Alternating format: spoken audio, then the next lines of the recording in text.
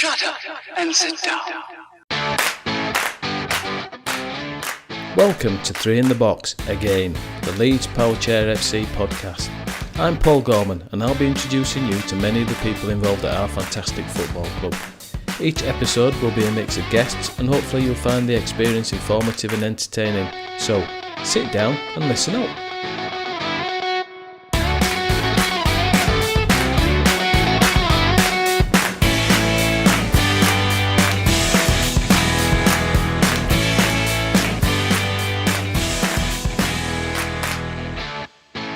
Hello and welcome back, listeners, to yet another episode of the Leeds Powerchair FC podcast, Three in the Box again.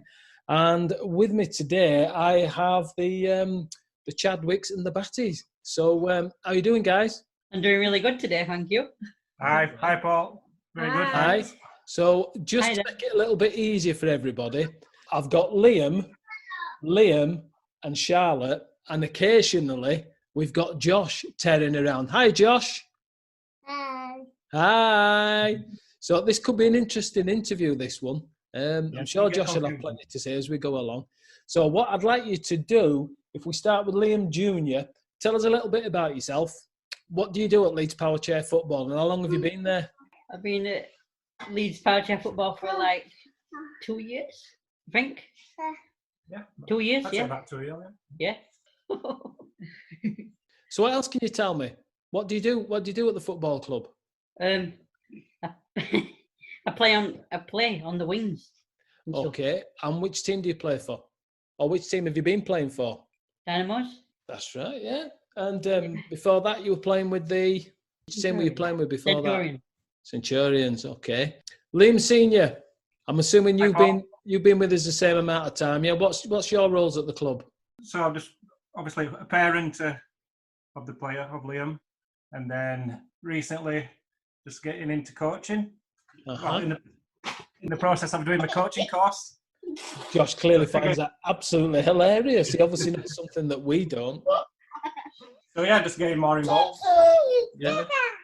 So, Charlotte, what can you tell us about yourself? So I've been here as long as Liam, and I think I am social secretary. That sounds about right. Sounds As I about remember, right. I think that sounds about right. What does it involve as social secretary? Do you recall? Not that we've had much socialising in the last 9 months. Just helping with like presentation evening and just things like that. Okay. Whatever's needed of me. All right. Help with the newsletter. I've been helping you Auntie with the newsletter. That's true. Anything. Who's that little man sat on your knee? What's your name? Joshua. Does Joshua like going to Powerchair Football? Yeah. Oh, and what does Joshua like about Powerchair Football? Play my football. Okay, that's an interesting one. Let's move on then, swiftly as they say.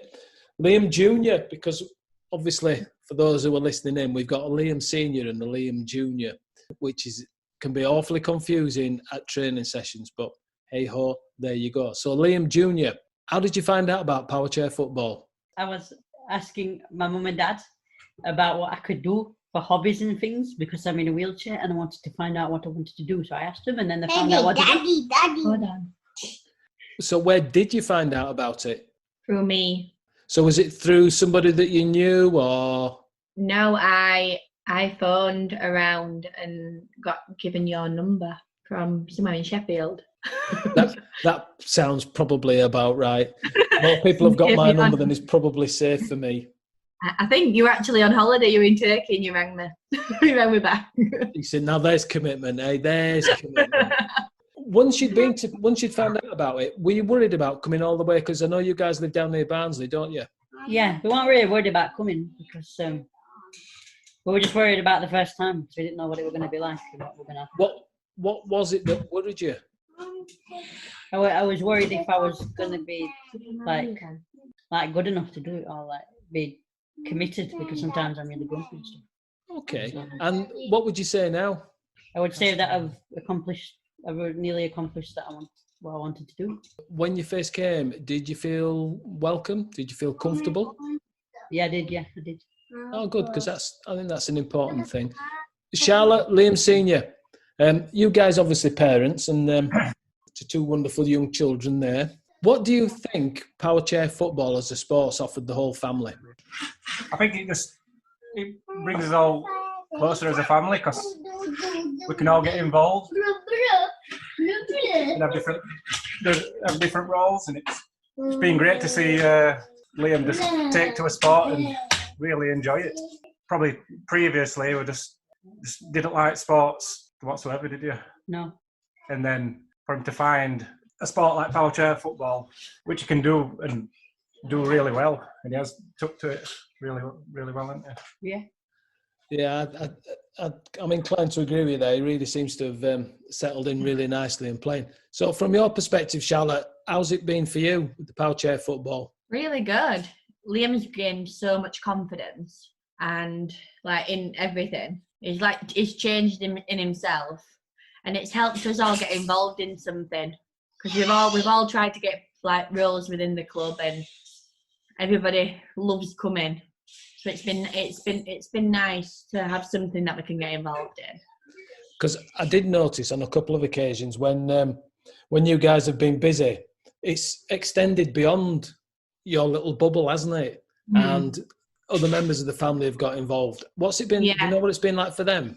They love it. They love to like be able to come and watch or come and help at training. So no, everybody, both sides of the family, aren't they? They've all been wanting to get involved. A good bonding exercise then for the whole family. New sport for us all, isn't it? Yeah, and none of us understood it.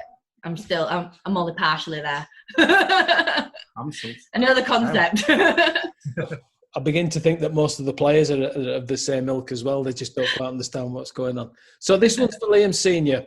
As a coach, as you alluded to, you've been looking to do some courses and things, and obviously you've been lucky enough to work with Liam with his team. Does it present any problems to you coaching Liam's team? No, I wouldn't say there's really been any issues as such. Because I think once you're at training or a match, you've just got to go into the coaching role and not a dad. Well, he's still a dad, but more of a coach, so you're not like biased towards Liam. Yeah, because one of the things that we've heard in the past is that when you coach your lad or your daughter in a sport, for some coaches, they can tend to be quite hard on their kids, demand a lot more of them. And you don't fall into that category. I don't think I've been too hard on him. He can never be too hard. There's no way. He's always been rated soft forever. Has he now? So yeah, so Liam Jr., how do you feel about Dad coaching your team? All right, good. Well, that's it. Just keep it. I know that he comes with me. Don't expand in any way, will you? No. No, I didn't think you would. Goodness. I can make him come. He always comes with me anyway, so it's good to get someone there all the time because he's always going to have to come with me. So I can make sure that he's not late. And you say to me, Dad, make sure I'm on team today. Yes. Put me up front so I can be guaranteed to score some goals. That's, I could imagine the conversation in the van on the way up.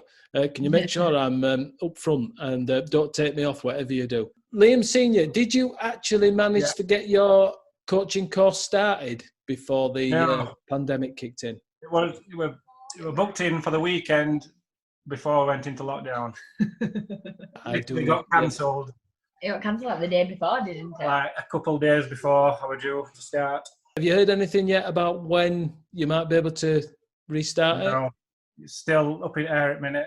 Yeah. I can't get an answer to when they're going to start these courses back up. Okay. Hopefully in the new year. Be nice. Here's hoping. Right, one for each of you. I'm hoping that because I sent you the bump quite a while ago, Charlotte said we've all been sitting down and working out all our answers. In which case, I should be able to get an interesting fact from each and every one of you now.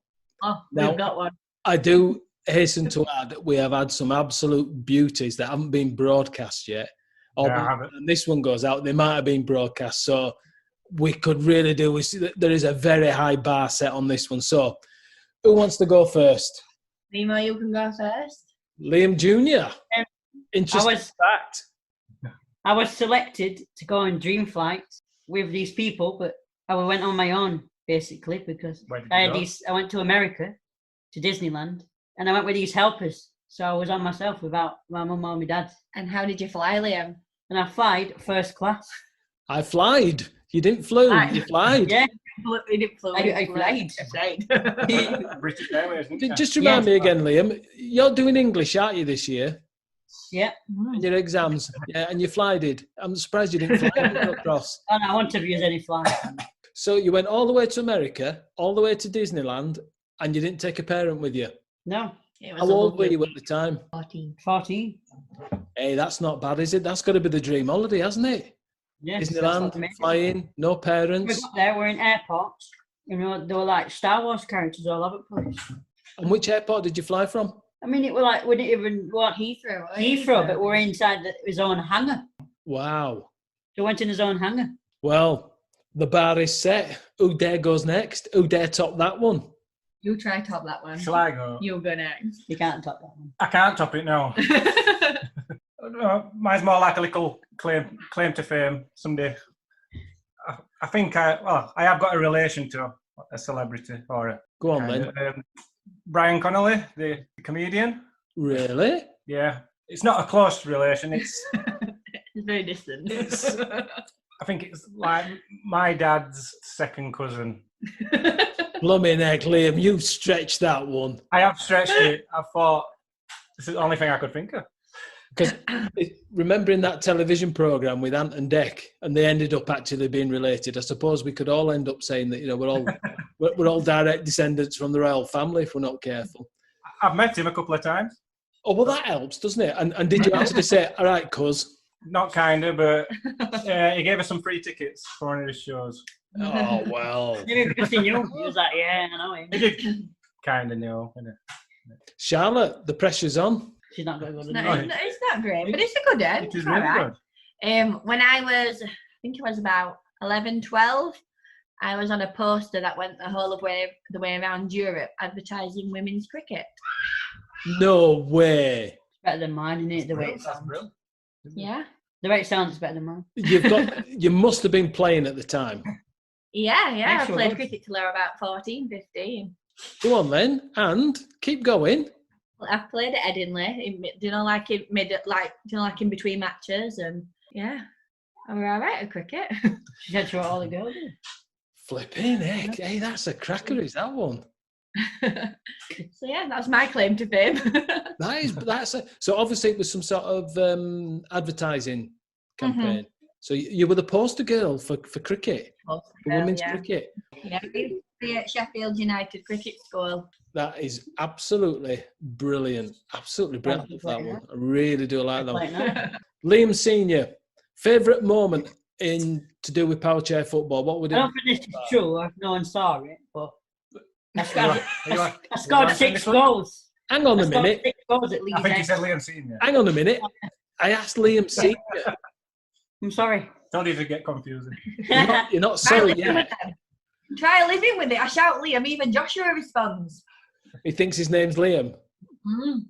Is this the point when you tell us he's actually called Joshua Liam just to keep that continuity going? So we'll try that one again. Liam Senior, give us your favourite football moment today, Powerchair football moment today. As a parent, it was the early stages, just to see how quickly Liam took to the game, how good he was, really. Yep. At first, he lacked a lot of confidence at first, but then he just quickly grew and became a really good player, part of a good player for the team. Yeah. So yeah, it was just that initial process, really, just watching how much he took to it really quick. Follow that then, Liam Junior. What's probably your favourite football moment to date? What does that mean? Your favourite moment? Up to now. I scored 6 goals at Leeds Edge. In one game? Yeah. Who are you playing? I was playing not a very good team, really. But... That's not the point, is it? You managed to score 6 goals in one game. Yeah. And that's pretty remarkable. What was your favourite goal then? My favourite goal is when we all pass. Like, we found like a passing thing, yeah? And we all pass it to each other, and I scored it when everybody passed. Can you remember your other one? From the side? I scored from the goal line. On the other side. From his own goal line. Yeah, my own goal line. From the whole length of the pitch? Yeah. I remember that one. From net. I just shot it out randomly. And nobody stopped it and it went all the way in. What I did, I didn't even see it. I turned around and thought, yeah, that's I think it took nobody screaming. I'm like, eh? I think it took a little deflection, didn't it? But You don't matter. no, I'm not taking away from your goal. It was a great goal. That's amazing. Well done, that man. The only thing I thought was funny was I turned around thinking, I'm not going to get this. Everybody's cheering. I'm like, what's happened here? Yeah, I don't think What's going on? you didn't watch it going, did you? No, I didn't know. And that was not it. happened. So Back of the net. yeah. And was that part of your famous 6 goals in a game? No, that was completely. That was. How many more moments can you have? I have lots of moments actually. That is wonderful. Absolutely wonderful to think. Scored from middle before as well. Did you? Yeah, I scored from the middle, and I did a 360 spin on top ball. Right then, the big question is: was this in your old chair or in your new chair? In the old chair. You've not played it new one, have you? It was the old chair. Yeah, No, I mean like Oh, has it? the older chair. the old style. The really old chair. Yeah, and I managed to score from here one time. That takes some doing. All right. Next question's for Charlotte. Charlotte, as a parent, we always talk about the football club and not just the football bits. For you personally, have you got anything out of the football club that's not just anything to do with football? Anything in a wider circle or anything like that? So, are you part of? You're not part of Kate Rigby's gin club, are you? Oh, yeah, I am partial to a bit of a gin in Katie Rigby's gin club. Yes, I've met a lot of friends actually. It's been nice. Been to kids' birthday parties and been around Leeds a few times. It's been nice, yeah. So it's not just about the football. No, it's nice to make like friends and for people to sometimes like understand, because no matter how many you can talk to your friends. Sometimes it's nice for somebody to actually understand what you're going through. So yeah, it's good socially as well. Josh, I thought Josh wanted to make a contribution there. He did. He needed toilet. All right. Well, we best let him get on with it. Okay, Liam Jr. That'll be you. Yeah, you. Right. Now then, you were asked to do a top 5. Yes. And your top 5 was going to be your 5 favourite films. Yes. Can you remember what those 5 favourite films are? But don't forget, why are they your favourite films? My first one is Halloween. Is this number 5 or number 1? Number 1. Oh, go from other end. Right, so what's your least favourite out of your top 5? My least favourite out of my top 5 is Because in suspense. Pirates of the Caribbean. Right. Why Pirates of the Caribbean? Because I really liked it. I re-explored different stuff and tried to get this treasure. Yeah. And he was a good guy. And he's trying to find stuff with his team and they're all working together. It reminds me of football when everybody works together. Yeah. That's an interesting one. Go on I then. didn't even think of that one. It just came out. Did you? Well done. What's next then? What's next? You told me Wolverine. Wolverine. Hang on. Just hang on there. You told me you'd got a list. You knew what you were going to tell me. I do know now. You do now. Go on then. What's number 4? Wolverine. X-Men. It's like a new one. It's a new one. Yeah. And he like... So why do you like it? No, don't tell him what's happening in film. It's why you like it. I like it because he's got nice what come out of his fingers. That's his knuckles. What's number 3? Jaws. Which one? There's about 8 of them. First one. Okay. How many times have you seen it? I've actually seen it quite a lot of times. Actually. And why do you like it? I like it. It's because it's about a shark what eats people. Okay. All right. And then what's number 2 then? Avengers. Which one? There's loads of them. New one with Thanos. Right. And why do you like that one? Because he comes back to life and he tries to kill him. Who does he try to kill? The Avengers. Is this the ones that survived the film before? Yeah. And they got snapped. And went, pew! Okay then. And number 1? Halloween. Go on then. Which one? Because there's loads of those as well. Number 1. Why do you like Halloween? Because it's about this guy who's very, very sad and he got sent to prison and he goes and kills people. And I like that. Trying to tell us. Liam's like secretly a serial killer. I just like horror movies. They're my favourite thing. So horror movies your favourite genre, is it? Yes. And I laugh at them because they're funny. You laugh at them because I don't know. What are you like? I don't know how I laugh at them. It'd be very concerning that I do that. It is a bit worrying. As long as you're not learning and taking notes, that's all that matters, really, isn't it? I know, but it is pretty I awesome. had a cool one. I like my bum. It is pretty awesome because he goes round with butchers and like, Is it? Ow. I think what's a bit worrying is in some contexts is that a lot of those films are quite old. I like old ones. Halloween. It's a true story, that. Which one? Halloween. Is it? Yeah. Yeah. Sure. Sure. Yes, because it was about a boy but didn't talk for a long time. Okay, And that's what he did. He didn't talk. I'll check that one out on Wikipedia, but I'm not 100% certain on that one about it being a true story. Could have been a true story, though. It could have been. Yeah, well, any of them could be real, couldn't they? All right, then. This one goes out to everybody, and this we can get Josh in on this one hopefully because we'll get his moment of magic in there. We've all been suffering since last March with the pandemic and coronavirus and COVID and all this bits and pieces. And so, if you want to take it in some kind of order, I'll let you sort yourselves out if that's possible. What kind of things have you been doing during the pandemic, and are there any things that you've introduced into your lifestyle that you think you'll keep doing even when the pandemic's gone and we can go back to normal? I've got one. Go on. I've been doing really good because I used to go on my game every morning, and now I don't. Right, so you've I'm reduced... spending time with my family more now. I've been at home. Okay, so are you on a digital diet, as they say? You're only getting Yes, so I'm not much? going on games as much. Okay. So basically, I just have the morning off and then afternoon get to have my time to rest. Liam, what have you been doing during the pandemic? What kind of things have you been getting up to? I've been playing games with my family, watching movies. Yeah, well, we know what you've been watching. That's what's worrying. Playing games, going for walks. Yeah, Yeah. it's been all right, actually. It's been pretty good. A little bird told me that, did you not go and experience a bit of camping at some point? Oh, yes, we did, but yes. Was that your first time camping? No, we've been camping before, but that was a long time ago. Yeah. But I've already started camping now because I didn't know. No, you weren't here then. Tell you what. No, I did this year. What did you do this year, Joshua? Since I coronavirus, what did you do? want to. What did you do? Yesterday, Speak clear. Mummy and Daddy and me and we are watching now into the film. You watched the film. It must have been a long film. And he had a motion truck and the bad guys tried to get it. Then they got back Alex's house.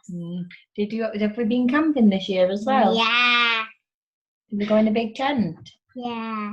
And I sleep next to Mummy and Daddy's bed. You didn't. You did. We did. Oh, yeah, I did. Well done. On a blow-up bed. How much school have you kids missed this year? A year. How much what, sorry? How much schooling have you missed? You've missed quite a lot, Liam. Yeah. A year, I'd say. Yeah. No, a year. Half. From March till September, Mummy, they both missed. And then Liam's been going 2 days a week since. Mummy. And you've got your They mum. missed quite a lot. Yeah. Yeah, and they're carrying on exams. Good. Okay then, Liam Senior, what have you been getting up to? Sorry, I was just getting strangulated. All right, well, seems to run in the family, doesn't it? Serial killing. I'd say basically, yeah, a lot more family time because I am used to being at work like more or less every day, apart from weekends. So it's just gave me more time really, just to be with family, and yeah, we've been going for more walks, just doing things together really. That's good to hear. Charlotte, what have you been getting up to? I hope you've been going for long walks and spending time with the family, because otherwise you've been in a different family. I've been doing that, but I've also been going on a lot of walks on my own. Yeah. So yeah, on an evening I usually go for a walk. She don't like us on an evening. On an evening, I need some downtime. I have to spend I only get 1 day. I only get 6 hours a week on my own. I have to. So now I've been at home obviously the whole time. So it's been a long year. That certainly has. Yeah, I agree with you on that one. So are the things that you will do when the pandemic's finished and we're allowed to play out, we've all had our vaccines and other bits and pieces, What do you collectively think you'll all end up doing? What would be the first thing you'd love to do? Talk to each other. We can Yeah. talk now. We can talk now. No, but I mean like with them. I mean like to see him in person. Right, so you Actually, two- Like your football team. doing. Right, so for Liam Jr., it's getting back to football. What about the adults in the house? What's the first thing you'd love to do when it all... I'm going to go straight to the pub as soon as I can. And not I'm passing going go to- and not collecting £200. Yeah. Yeah. That's Yeah. good. Bella, I want to go to Cyprus for like 3-4 weeks. 3 or 4. get some sun, good food. Yeah. Will you be taking Yeah. that lot with you? Unfortunately, yes. I'm the one who enjoys it at most rooms, isn't it? The animal. They just lay on boring sunbeds all day where I have all fun. We're resting. Makes no sense. You know what they do? Go on sunbeds. But still don't get a tan. They're roasting like fishes. Better than your tan. So what? What they do? They get the tan, come back, gone.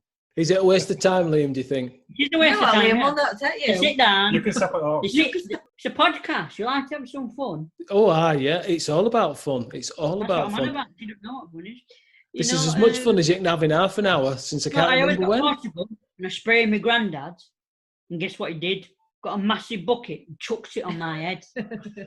Was there anything in the bucket or just the bucket?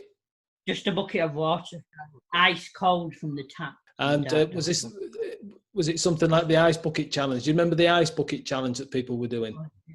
Yeah, why did people do? We did that, I know. Charlotte and Daddy did it. Yeah. They screamed like little girls. Especially my dad. I'd just like to say a huge thank you to all of you for taking out some time, giving us a little insight into what goes on at the Batty Chads, as we're now officially going to call you, I think. It might be one way of doing things. Hopefully see you all again soon. If everything goes according to plan, we might be getting back together hopefully around maybe March, April time, sometime after Easter.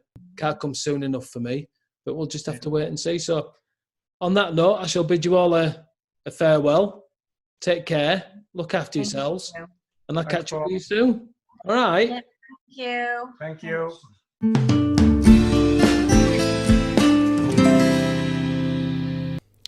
Welcome to the bit in the middle. This is the part of the show where we intend to showcase a lot of the talents that the Powerchair world have got out there. And to get us started, we've got our very own Kizzy Wade.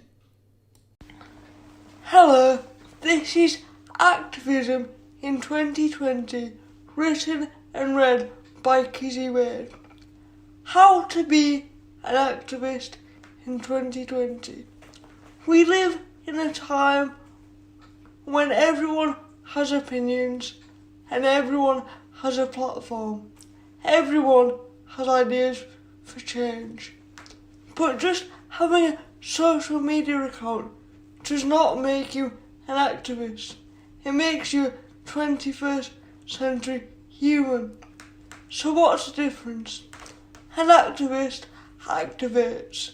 They initiate change. They suggest solutions to problems. They are willing to debate and discuss. They have a perspective on issues you haven't even contemplated. Let's think about activism as a career. I probably belong to the first generation for which fighting for change is a viable job option. But I'm certainly not the first person to aspire to make my mark. The suffragettes, the American Civil Rights Movement, the Chicago 7, all these people did it before any careers advisor suggested it, just because they had a cause. What can we take from our predecessors? I have thought about this a lot, and the main thing that has stuck through the ages is passion and guts. The passion for the cause should be the same whether the platform is a street protest or a blog. And no matter how you're saying things that go against the grain, you need to be prepared for criticism. You need thick skin, whether it's Trump supporters commenting on Facebook or hate mail through the letterbox. But there are differences between then and now. As I said earlier, everyone has a platform and everyone has opinions. That means we need to be imaginative with our content to get out of the echo chamber. But let me get this straight. I am new to this and I have a tiny reach. But how do I improve? Recently, I noticed there's not much easily accessible education for young activists. It is getting better. There are some programs for climate awareness and anti-racism, but these are very directed and often exclusive. We need a general education that people can stamp their own cause upon. We need a radical curriculum. Thank you, and if you like my work, you can find me at Kizzy Wade Poetry on Facebook and Kizzy_Wade_poet on Instagram.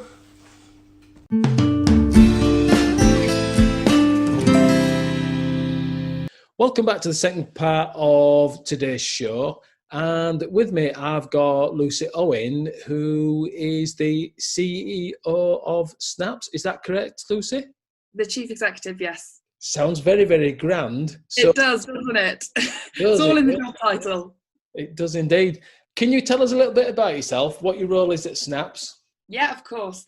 Was born in Leicester, moved up to Leeds about 10 years ago, but I've been working in the charity sector about 15 years now. So I've done a lot of fundraising roles for people like Childline and Leeds MenCap and NSPCC. And then I moved actually to manage Leeds Rugby Foundation for a while. So I moved over there for a few years and then been doing a few other things as well as having 3 beautiful children that keep me busy.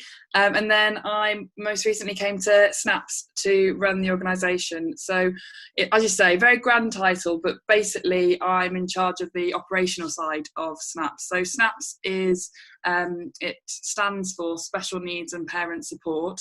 So we work with children with additional needs and the entire family across Yorkshire, really. We've got no geographical limit.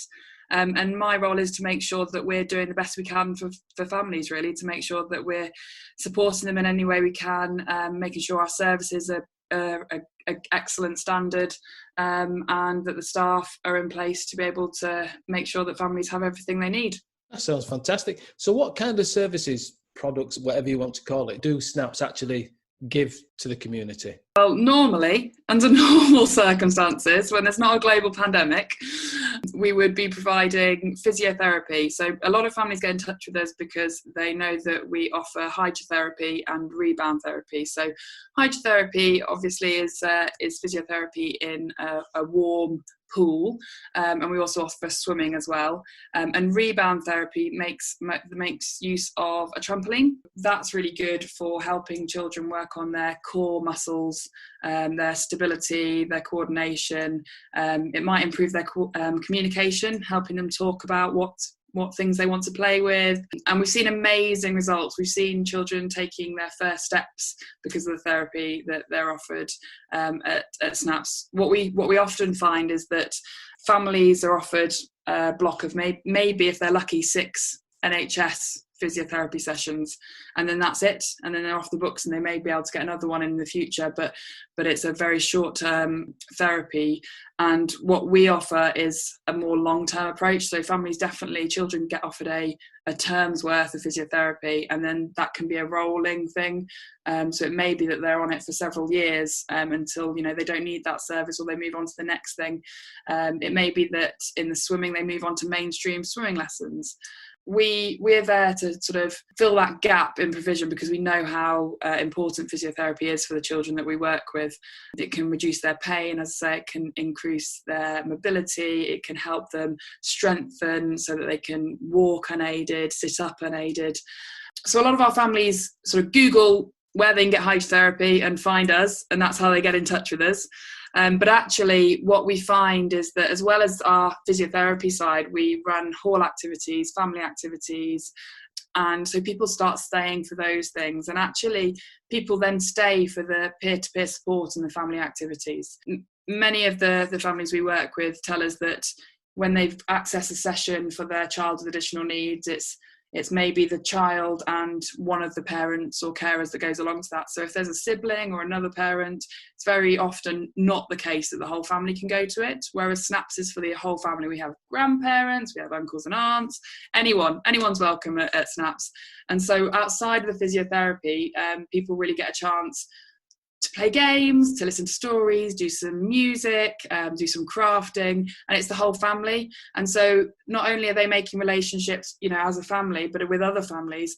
And so parents quite often find that actually they make friendships that last a lifetime. SNAPS was actually set up by a group of 6 parents who wanted to give their children access to physiotherapy and that support unit with other families. And I know that those families are all still in touch with each other, very much, lifelong friends now because of SNAPS. So, and I haven't even got into our football club, which is one of our newest services. Well, hold on to that one. We'll come back to the football club because a little bit later on, you can tell me about some of the new projects and bits and pieces that you've got going on, so we can maybe talk about the football then. But funny you should mention football and SNAPS and Leeds Powerchair Football Club. There is a connection in that when Leeds Powerchair first started out, it started out, thankfully, as a result of a grant from SNAPS. So that's, you see, we're all connected and not just upon the ground upon which we roll in our case.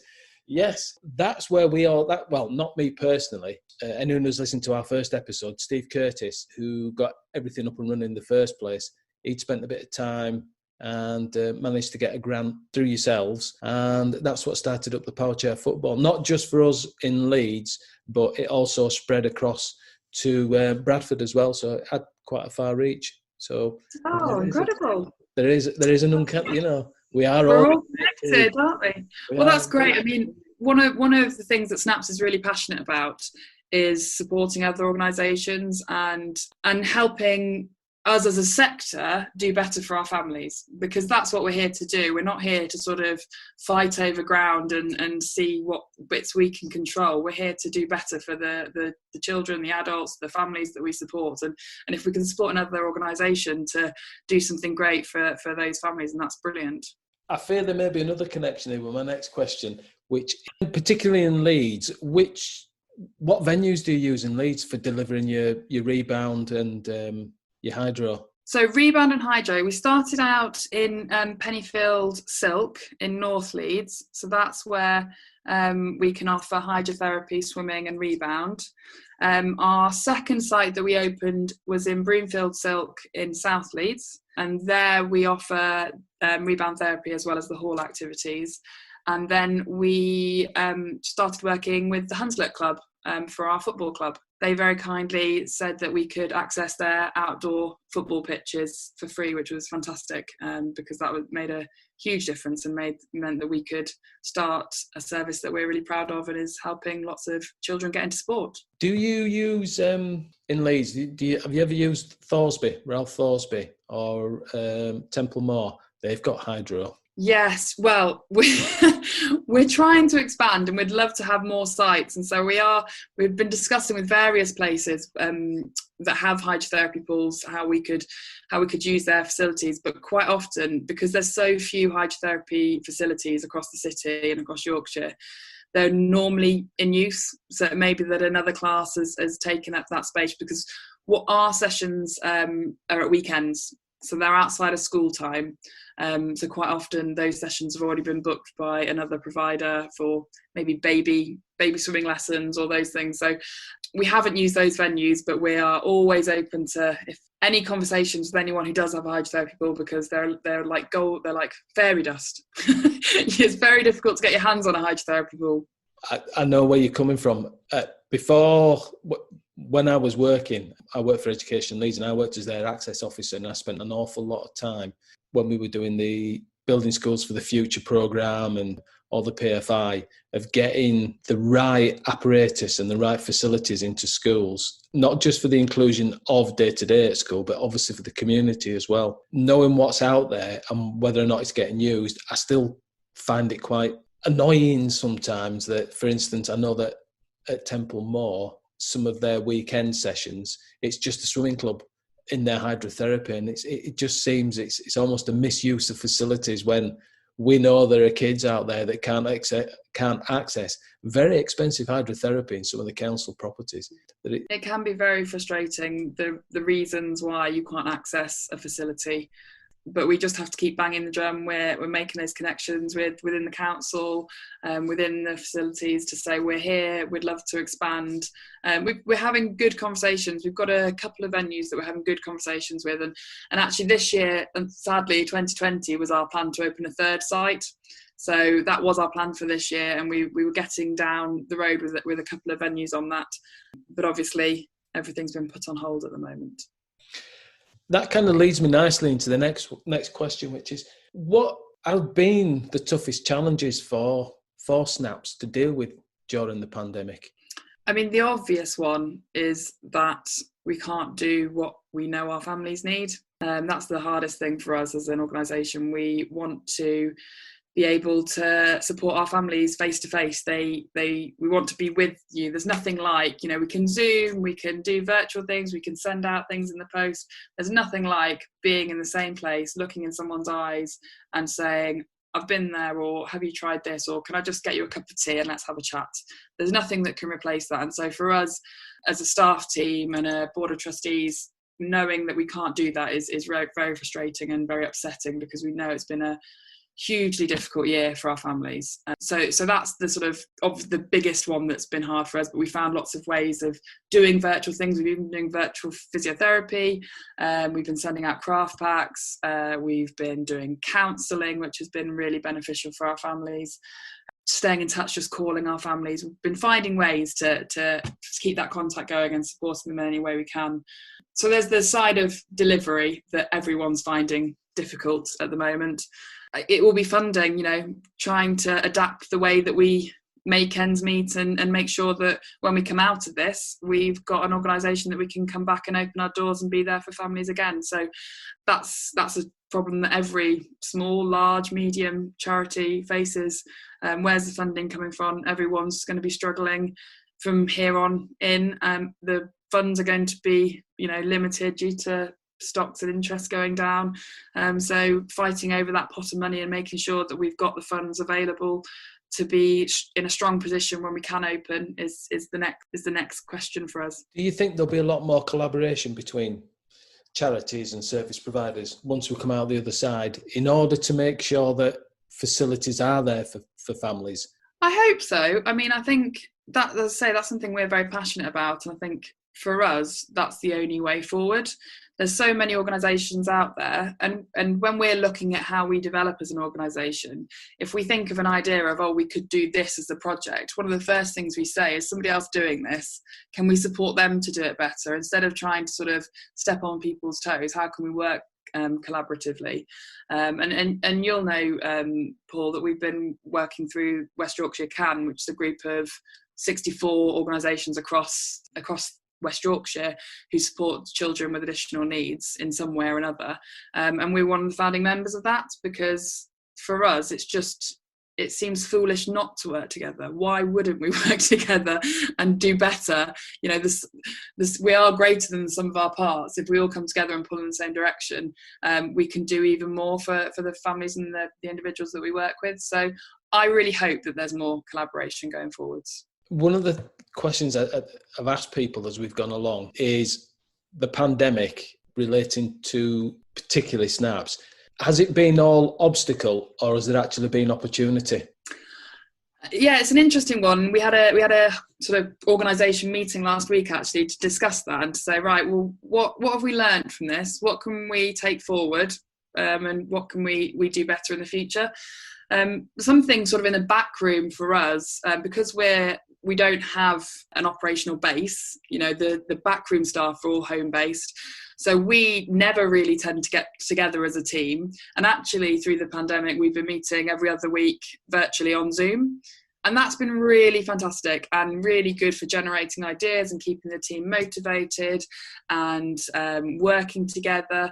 So that's definitely something that we'll be taking forward. And some of the other things that we're looking at, some of our new projects, although they've come out of a need that the pandemic has generated, so our counselling sessions, more family support, those sort of things, we weren't necessarily going down that route before the pandemic. But now we've seen the results that they're getting. It's something that we're looking at putting resource into next year, because we know that there's a real need. And I think, even when we come out the other side of this, there'll still be that need for families and parents and carers to process what's happened, not just in this last year, but for the however many years before that, and to have some support to come out the other side. So yeah, we're trying to take the positives and the good bits and the things we've learned and take them forward into the next year to do better. Following on that line of seeing opportunity, what kind of things have you got in the pipeline going in the future? What kind of things are you hoping to deliver? What would you like to deliver? We've got lots of plans, and as I mentioned before, it's all funding dependent. If we could, we'd have our own centre with hydrotherapy pool and rebound centre and a community run cafe, all these things. That'd be fantastic. But right now, the tangible things that we're sort of focusing on for the next year or so, when we get back up and running, we really would like to get back to the third site and get that up and running, because we know there's a need to do that, especially for hydrotherapy. There's a huge need for more hydrotherapy sessions. And the other things that I've just touched on really will be counselling and family support, and really investing in that so that we've got more support for families throughout the week when they're not just at sessions with us on a Saturday. That sounds fantastic. How long have you been at SNAPS now? That's a very good question. I have been at SNAPS 4 years now. In those 4 years, in ascending order, what would you consider to be the best SNAPS projects? Oh, well, that's like picking your favourite child. That's a mean question. Off you go then. There's been a few highlights for me personally. When I arrived, we had one site, and there was discussion that we needed a second site, and so I was kind of handed this task to get the second site up and running. They'd found the site, but to sort of get the project going, get the staff on board, get the families there. So for me personally, it was a real achievement to see our second site in South Leeds get up and running. So that was a fantastic project, and that it's going from strength to strength, and more families are accessing it, and it's doing different things to our first site, and we're learning different things from being in a new area. I'd say that football is another highlight for me, because again, it's something that we haven't done before. Came out of a discussion, as I say, with Hunslet. They said, we've got these pitches, do you want to make use of them? And we sort of ummed and ahed, saying, well, we haven't done this. Could we do this? Could we run a football club? And we found some fantastic volunteer coaches who gave up their time to come along and coach the teams. And the response was incredible, actually, because a lot of the children that come along just want to be part of a team. They just want a sports kit and to be part of a team. They want to play football, and they just want to do the things that every other child wants to do, but they've never had an opportunity. So when you talk to the parents, they sort of ring you and say, oh, will your club be okay? Can my son or daughter come to this? Will it suit them? And we're very much, yes, come along. The club is all about having fun. It's all about introducing people to sport, being part of a team, getting on the pitch and doing what, taking part at your pace and in the way that suits you. It's very relaxed. It may be that you have a football and you spend the entire session kicking the football about by yourself. It may be that you want to take part in some drills. It's all about being there, taking part, being part of a team. And that's been really beneficial for the children that take part. And again, because our ethos is all about the family, parents come, siblings come, everyone's welcome, come along and have fun.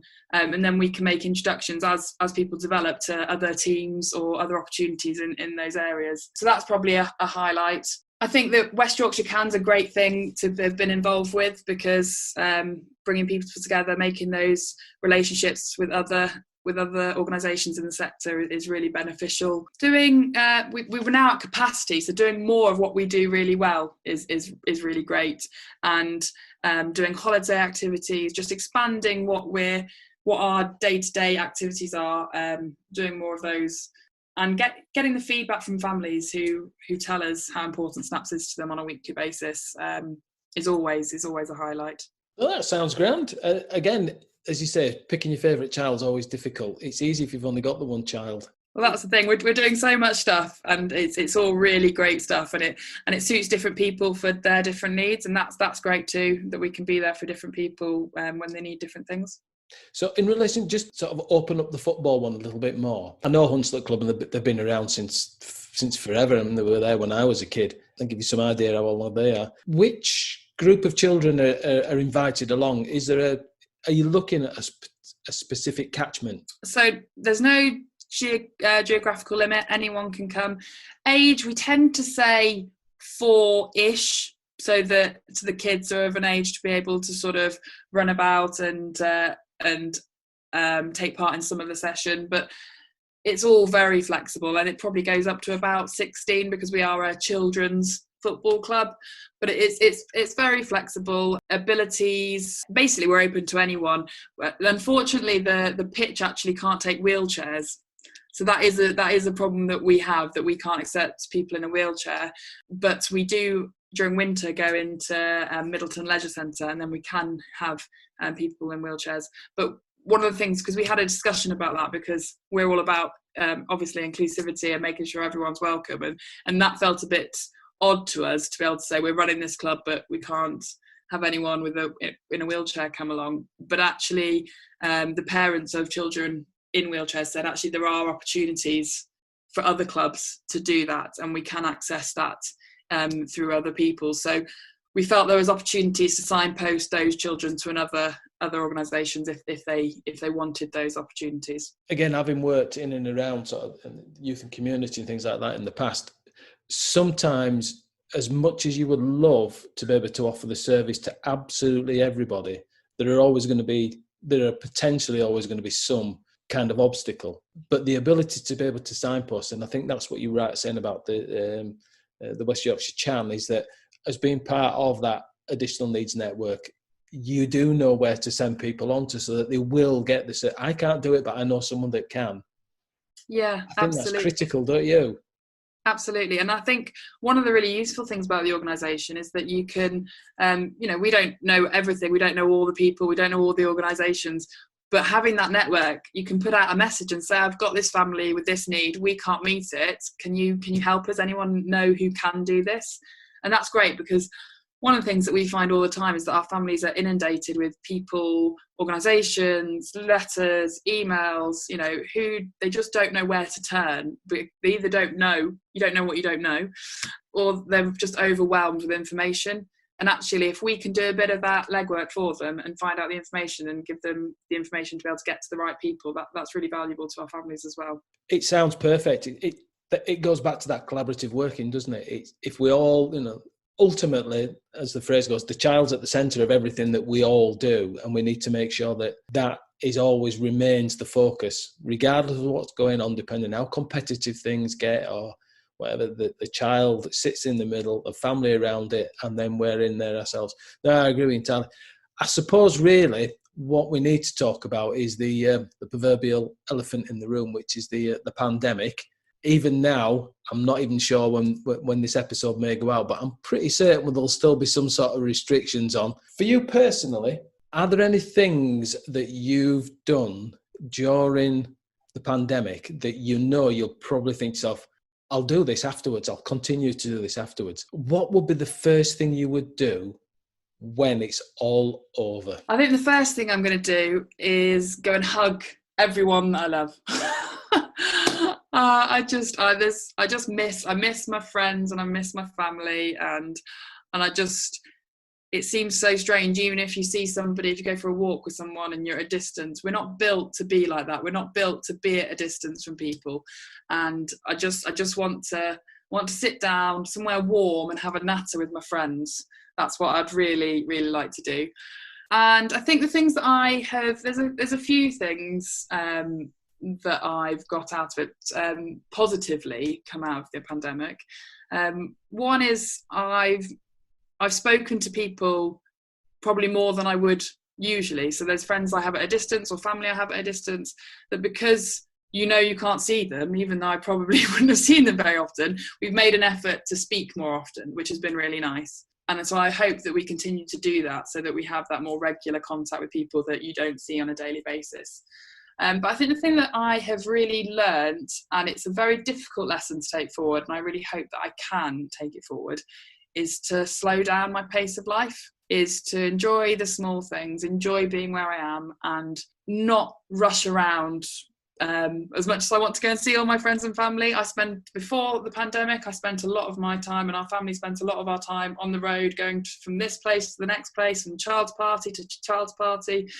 And actually, at the start of lockdown, when my little unit, the 5 of us, were in our house and we could only go for walks, there were some really special times that we had as a family, because we weren't rushing off anywhere. We were just enjoying each other's company, really making the most of the very simplest things in life. And that was some really special times that I will treasure for a long time, actually. So I hope that I can try and remember to slow down a little bit and enjoy the simple things in life. Does this mean there's going to be one great big fat post-it on the top of the fridge that says "slow down"? Probably, and then it'll get covered with all my to-do notes. there is that, obviously. There is that theory, isn't it? If you've got a goal or an ambition or whatever, if you actually physically write it down, stick it up somewhere where you can see it and tell other people, you're more likely to actually achieve it, because you've broadcast it and you're now accountable to everybody around you. So, to the kids, we will go out every Saturday afternoon and do so-and-so, so-and-so. Like, oh, no. It's a bit like me with this podcast. I rather foolishly had a Hagrid moment when we were talking with the footballers about what we were going to do. And I set them dozens and dozens of different challenges, and they were thriving on them. And they said, so what are you going to do? And having, like you say, in the early days of the pandemic, having time on your hands, I was listening to podcasts, and I rather foolishly said, oh, I'll do a podcast for the club. And then I thought, that was a real Hagrid moment. I shouldn't have said that. I really shouldn't have said that. But by the same token, I thoroughly enjoyed this whole process, and got to meet some fantastic people and some wonderful organisations that again we can signpost. Because, like yourselves, we may be a football club, but there's that huge peer support that goes on between the parents, because geographically we have people coming in from all over. And what gets delivered in Leeds doesn't get delivered in Bradford, might get delivered in Wakefield, doesn't get delivered in Calderdale, it's not in Kirklees. And for parents to sometimes sit on the sidelines and not particularly have to pay any attention to their sibling having a bit of fun out there, they can actually engage with other people. And I think you mentioned it before, sometimes it's that ability for parents who've got similar issues to be able to sit and engage and discuss and share ideas and information. It's very important.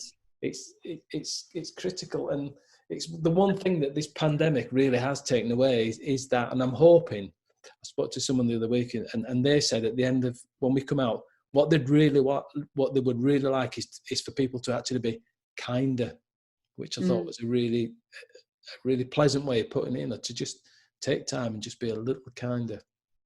Yeah, and I think that's the thing, isn't it? And just putting yourself in other people's shoes and just remembering that, everyone's, no matter what someone says to you or does to you, everyone's going through their own things, and they've got their own challenges. And if you can be kind, then I don't think you can do much better than that. Somebody said to me the other day, there's a sort of conversation going around, and they said, well, we're all in the same boat. And someone turned around and said, we may all be in the same boat, but we may all be on different seas. And I thought to myself, well, that makes an awful lot of sense, because what's an issue for me as a result of the pandemic is not an issue for somebody else, and it all differs. So, again, it's that individualism again, isn't it? Yeah, and it's not a competition. I quite often hear people say, oh, it's nothing compared to what so-and-so is going through, or it's not as bad as that. But it doesn't matter. We're all going through our own things, and we all need support with those things. And I don't know anyone that can say that this pandemic's been a breeze. I've just come through it and I haven't even noticed. Everyone's struggled because of something. Everyone's missed something or missed someone, or had job worries or worries about appointments for their child. Everyone has had something that has been made harder by this, and we just all need to show a bit more kindness. I think that's a great thing to remember. Yeah. And I think on kindness, that might be a good point to say a huge thank you for you taking the time out today and coming and filling us all in about SNAPS and yourself. I certainly feel like I know an awful lot more about it. I'll certainly be making sure that we're sending people your way. And again, collaboratively, from a football perspective, if there's anything that we can do that'll help you, don't be shy. Give us a shout. You know where we hide. Fantastic. Thank you. I think that would be great. So once again, I'd just like to say thanks ever so much, Lucy, for taking the time out today. I really appreciate it. Thank you very much for having me. It's been a pleasure.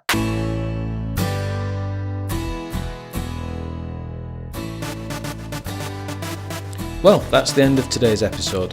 A huge thanks to my guests. If you want more information about the club or you want to drop us a line, check out our social media platforms.